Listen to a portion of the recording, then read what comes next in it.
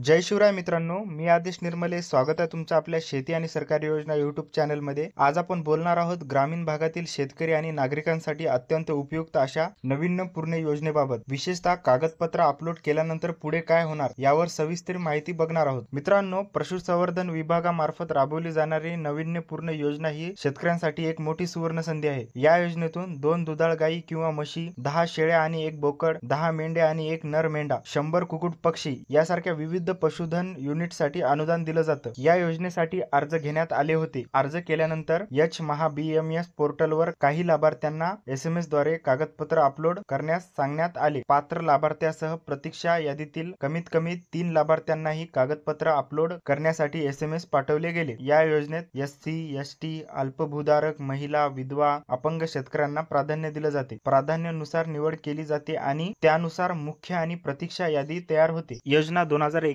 ते 2026 दरम्यान लागू आहे. 2021, 2022, 2023, 2024 किंवा 2025 मध्ये अर्ज केलेल्या सर्वांना प्राधान्य क्रमानुसार लाभ मिळू शकतो. कागदपत्र अपलोड केले म्हणजे लगेच लाभ मिळेल असं नाही. प्रत्येक टप्प्यावर तपासणी केली जाते. 24 जून पर्यंत सर्व कागदपत्रांची तपासणी होईल. जर जात प्रमाणपत्र, रहिवासी प्रमाणपत्र, 7/12 उतारा, करारपत्र आदी कोणतीही कागदपत्रे चुकीची किंवा अपूर्ण असतील तर SMS द्वारे पुन्हा अपलोड करण्यास सांगितलं जाईल. त्रुटी दूर करण्यासाठी 3 ते 4 दिवसांचा वेळ दिला जाईल. प्रत्येक जिल्ह्यासाठी टार्गेट निश्चित केलेला आहे. उदाहरणतः एखाद्या जिल्ह्यात 50 शेळी युनिट वाटायच्या असतील आणि जर 200 अर्ज आले असतील तर त्यापैकी फक्त 50 लाभार्थ्यांचीच निवड होईल. समजा राज्यभरातून 1,00,000 कागदपत्रे अपलोड झाली आणि टार्गेट 50,000 आहे तर फक्त पात्र आणि योग्य कागदपत्र असलेल्यांनाच फायनल निवड यादीत स्थान मिळेल. SC किंवा ST लाभार्थ्याकडून 25% रक्कम, सामान्य वर्गातील लाभार्थ्यांकडून 50% रक्कम घेण्यात येईल. रक्कम जमा केल्यानंतर जिल्हास्तरीय पशुसंवर्धन समितीमार्फत वाटपाचं नियोजन केलं जाईल. शेळी, मेंढी, गायी, कुक्कुट युनिट संबंधित बाजारातून खरेदी करून दिल्या जातील. 2 जुलै नंतर फायनल निवड यादी येणार. 10 ते 15 जून दरम्यान भरणा करण्यास सांगितलं जाईल. प्रत्येक योजनेसाठी लाभार्थ्यांचा हिस्सा वेगळा असतो. मित्रांनो, लक्षात ठेवा, अर्ज केलात म्हणून लाभ मिळेलच असं नाही. कागदपत्र अपलोड केलं म्हणून लाभ निश्चित नाही. प्रत्येक टप्प्यावरची प्रक्रिया पूर्ण करावी लागेल. अपडेट येत राहतील, त्यानुसार वेळेवर कृती करा. पुढील अपडेटसाठी आपल्या चॅनलला सबस्क्राईब करा आणि व्हिडिओ आवडला असेल लाईक आणि शेअर करा.